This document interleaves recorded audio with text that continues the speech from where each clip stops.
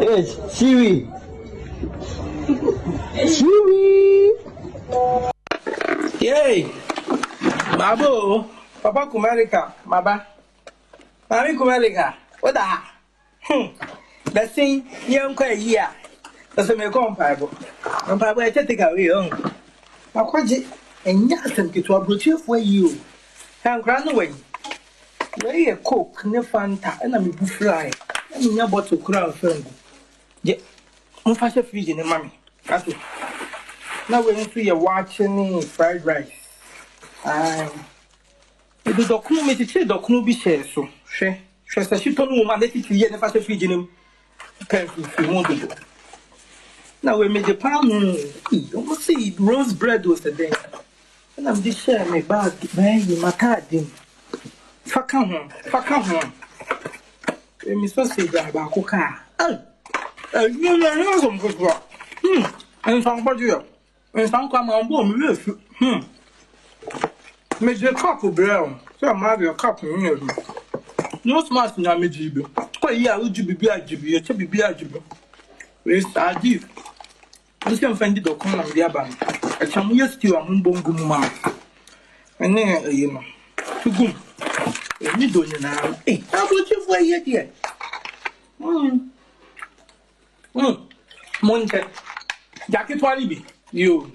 The baby noise. Me chili BB. Chili BB. I'm on quite yeah. Next week, you could go for 10 years back. I'm a boss, man. You see, you know, and get one. Eh, Kosia. And Manu, no matter me ko idea what kitchen when me corner me my yet and so to chill me. Me bad is pay but to relate and also no Abamichio. Good morning. Bonjour, me watching. Zeba who said page mezido. Now, isn't the Oyamami Boatma, the Fantido, President for the Brothers and Sisters Association for Lom Sister, Mami Boatma on Instagram, Mami Boatma or Facebook. Now, and I pay here, I thank God it's Friday. As I said, you know, must start Mama some videos, funny videos, being as I record over social media, do na Mama as when you are Ashre Kakrano, and so don't come over. As I said, more interview, Kakram on some tinki bi na azo ho no ma me pepe da me nyubezi nto no ebe jember na apegwa na atena do akwa ba sonko ze ba ahosepe do na se mruko menyi ma video bi trend over social media na sa me kana American video comment na sa me kana American like comments aba some na me ken sa me kada American comment over video na sa asambaba but how no bomazna no ko he video yi na yembresi siara. Whenever Mitia Momo now so much me emede. Wow, emede. So much I want to emede because I feel like I'm contributing something. If money doesn't leave you, how does money come to you?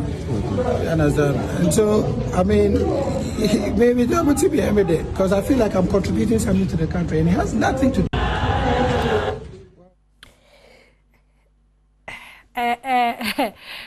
Sadra couple.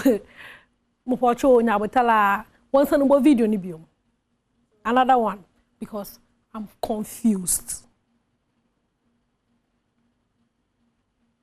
Whenever Mitia Momo now so much me emede. Wow, emede. So much I want to be emede because I feel like I'm contributing something. If money doesn't leave you, how does money come to you? Understand? And so I mean maybe I want to be emede because I feel like I'm contributing something to the country and it has nothing to do. I'm a tasso. It's a tassa, but wasn't a chamase. I that question Momo Sikabe or Kawasaman. Let me hear your chair. Your chair was a bit of a K and we are Yancy and Wasi. I am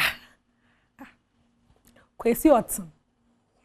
Ah, well, second kind of comment there, and someone was a hoy who papa that been pede more hard the pig.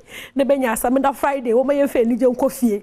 Na Monday, a bar, you know, I better wonder waha. Na Monty Hamon Samodo. Na say, Morochedra, oh yes, Samini, we make Ghana proud. Na Mercasafa, Afcon, and Yomono, Afcon, and Yomono. Na and Yomono, Obaya Chekaka on the 26th of November, no, and I will release in Yomono. ya ka ho asam o ha dey o sports fu ya can see fu wa ka ho asam da ma na so no o sanda yembo e wo henti o sanda yembo we henti nkofo the one time no hey ya te wolu sufre into no ya ze nyum no ya ze roboto do ya za amhon afcon nyum no oninyi na the only Ghanaian artist that will feature no go Samini Boyaka like what for you mama fire maze na ko fa nyum fire maze na Samini ne party day na kama ye bo wa hare na mehu na a lot of Nigerian acts o honom the mun kuma ya na yelizio so no Ghana had no one act by Samini epe na ye hunu na so PR richema ekrom had na ankasa no superstar wa ha Samini dam na PR reka do ya ze ekrom had na ankasa no hwana na ye reka fan so PR botumi aka fa akoboa ye botumi aka fa akoboa timi da ko lo to odonyom akoboa would have represented us o chame kwame mu ho no nkofo no de aba sana yent wonte henanka because you are good no we have the men we are capable we have the men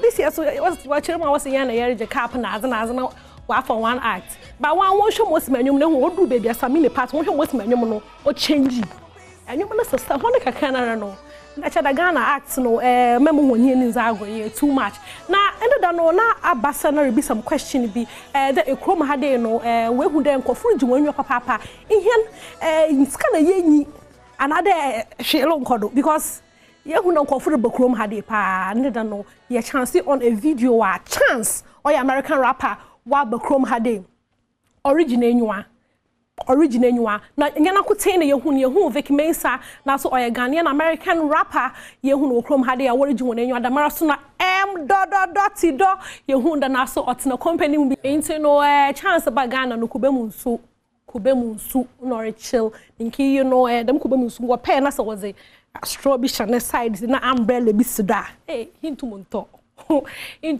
Miami so no we nya no one city, two city, you will crom had any chance. Aquaba, Bagana, Shushahen, na you to come bachelor of fancy, and on you tree cast on 1 or 2 binnet that 2 quarter. You may catch your day and no more interview Cassibi or had day Masaka CEO or Kukudem CEO Kukudem be or had day. Now I have a CEO. Something wicked awards, Penina Casano, Wabakansa, or had they eaten over Mama Sergio Manucho, Aquaba Umbra Studios had they. Sister Manucho.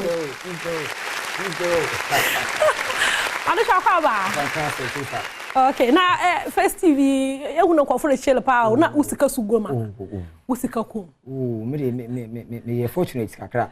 Okay. Event for no, I me invitation. Okay. And then, you know. Okay. International was actually pepe. No good news or honor. Now, Manucho, something wicked. What? Now, isn't there something wicked in Manucho? A dinner, what's the dinner cry? We embasho. We sounds was it. Now, what's it? Then neighbor. Okay. Hunting dinner no when I'm say. Into their neighbor. Fantastic. Something wicked award saying I can, you know, a award be a year under review. And I said within the year, from the 1st January up from 31st. And near 31st, the first week of every next year, we had the count near the quality. You made the BBRD and it is really your creatives. Okay. Entertainment, you know, politicians. Okay. Everybody in Ghana. Okay. Say, oh, abrochiri kura na say o engage Ghanaian actor na say Ghanaian personality bi e wo banta e bitumi anominate uzun botum epu mu ho no nti dwumadi obi adi e bia wo Ghana controversies no e na ya boabo no a ye dey awards neighbor nyame show because yenyi bibia adam okru ade atata you know ye dutwom na ma yen share some of the nominations na in your first year ma yen come on say oh the third year into no 4th year ningi na some of the nominations ningi na some of the is it not the nominations okay oh yes papa na you know also about the hardest Manucho hardest guy of the year 2021 na chada yesho nominees na Sam George Wajinizin waha. Fantastic. Walankasa take mutu. I don't know. So we should have hardest guy of the year now. Year under review 2021. Dini waha Sam George. Ukai de Sam George ye. Obanta LGBT4. Okay. Now MP4. The interview no call viral. Too much. Emoji. A music producer. Unse Kruma. I had to say when you be or challenges Shatawale. The hardest musician in Ghana. But this small boy, just 26 years. Or challenges Shatawale Provuni said, or you fake. Yes, and nomination. David Nico say, extra video. The first time I was to be a video, I challenge Shatawale. Still, or drag Shatawale into me and comment here. Okay. Meaning or your heart. And the famous Trina Jonas. Okay. Year under review 2021. Even glass on corn. 24/7. Question crack and the top man now, IGP Dampare. Okay, and this is the category, hardest guy. Hardest guy. 100% public vote. Wow. Mami, you know, men kadam masamba ba. Okay. But makade you know, oyazan. More tight pa. You know, no oyazan pa because obi able to me it some George this year wa pere papa 21. Wa pere papa 100% public vote. And 12 p.m. pepe. You bottom another category okay. Now yeah, show no so na yeah you can WhatsApp broad WhatsApp broadcast fantastic. Manucho. Yeah no. Unse media for you call out copy contact. Artists for you know public for AG numbers. Omoji fine. Wait me the time. You be kasa. We my messages. But over to WhatsApp broadcast so from January 1st to 31st December.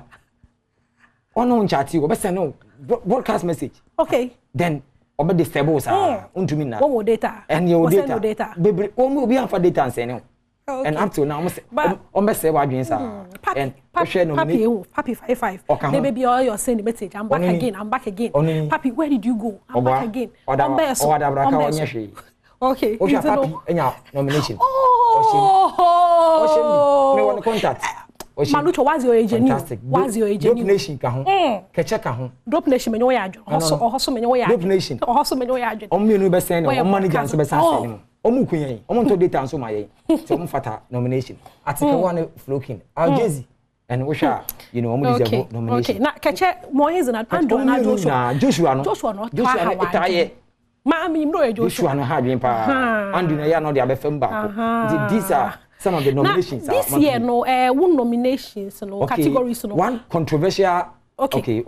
I would can one controversial category ni. We shall read promoter on a song. Hey. When you say promoter, you legalize said in Tampe. But yeah, musicians no more bonyoma always umpe line back one. Umbe fa one promoter on Tampe. A typical example. Okay. Some boy buy and Black Sheriff. What would join? Okay, I know. Say ya chichere ntampe na wa mo ne ba na ya hye you know uka ISM menyi mi na ati ba no okay yeah menyi mi na yes abo wi hunyum sa 2021 o san bonyum ba ko bi abo wi hunyum family okay ono ze wow sha na nyum praise ni kura nkofo say de no onya sport kitu bi a kan wi asem na category fa ma Jedro be small boy and Amalina small girl awaba wi wa join but the category yankasa we say 100% public vote. Kadam category yankaza. Family with me afa. Enti Manucho. Warasha. It's no. Okay, across on a and it ended in tears. And it's ended in tears. Another category, top one pa. Mrs. Manucho. No. What's your first nominee the first nominee na. Chanji Kamen any Kaninja.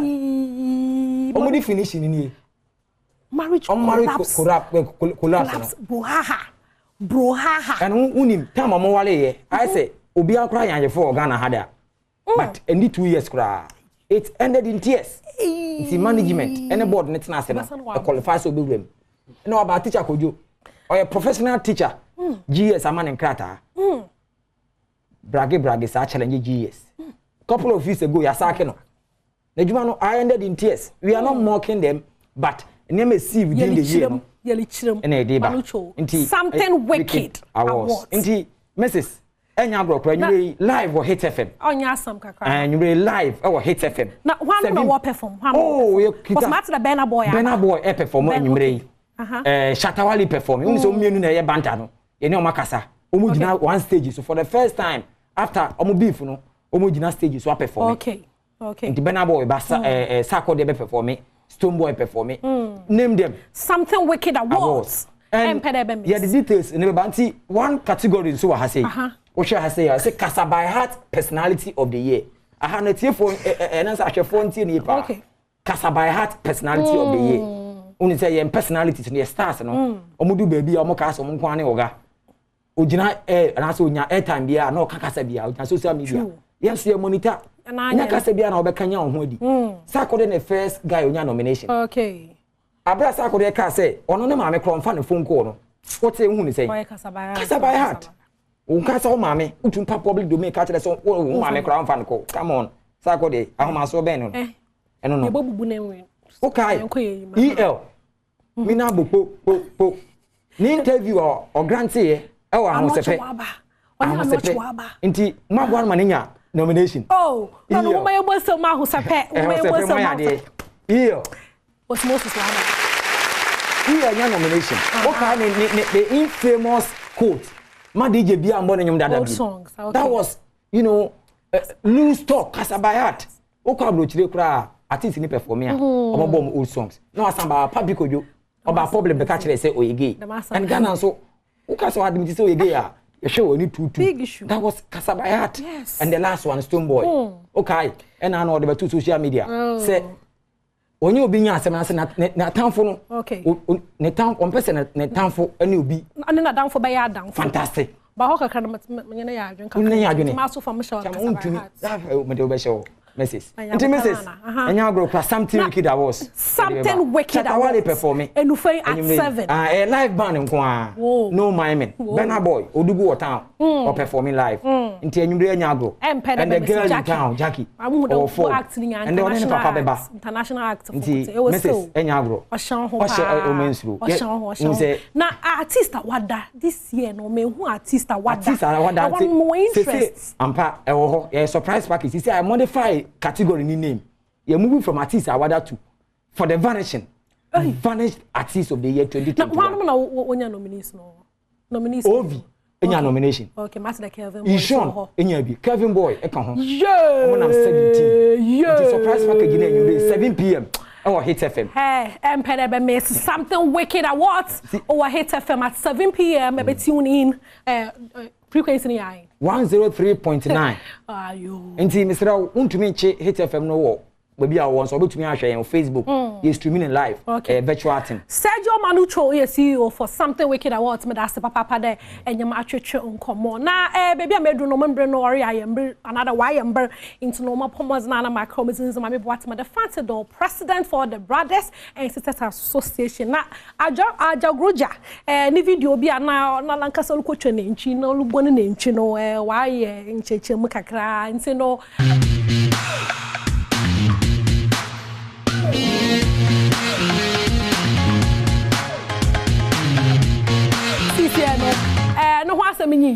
no ho aseminyi ne inu na o mabambo into no woman yente ajagoraja na reaction video you na la waka kire na asem most mo ba ya no lugwana woman yente me video bi circulate on social media na me hwekoko na me gina na ntwie hu na ntwie ka na ntwie ni ba be peme na me twetche kakra na hu zamanfo bebre di nam adia to mo platform so sai osoro se ne bofo body pa ho ban so no na ntwie yes adu dwane amega za ba ko kire wa jimi a se wa dwum wo ha no wa jimi a na be ma na ntwie ku ato akone bofo ajagoreja wo body pa ho ba sunsun won ka na ntwie bofo ajagoreja wonya zamana ma nye o ka na ntwie bofo ajagoreja wonye fulani ni on ka na ntwie erisima jimi na se bofo ajagoreja bom ho ba na ma na ntwie na bebe anum yemu a esamiara one day jam ka ho bambo asem kire wona ya na nipa bibre etoche omo si ahobambo trase no ahobambo le se wo bo ho ban na bibi kwase bia nku sabe to am wo kai sabe impediasa na articulate eba na me se me wa ahobambo tibe de card be shi articulate na magimi sabe we say na John the Baptist di nkwase asem owuye no Yesu ani nkwase asem to da sika hihye na suafo no John the Baptist say Yawrade begin nkwa wati na ni etwa nti Stephen Jimmy ye no was Paul the sina boku no Elijah to be freja ashi asoja 400 just si be my leg to wura my leg Bible say leg stress e wura din kono. It is sometimes a wo ba you dwane free wo ho yan kasa wa hobambo. No osmosis. Osmo. Hey, osofo watch them the explanation again. Yes, the juntum. Oso slow. Egwan. It's no 2022. Menyama azibiara o mewu nkwese wu no onku mewu because obofo jagroja kra as e boy home and no system no mo sorry do tell me can now say page mezidin Monday me adoma ye basana ye share sisi araze macro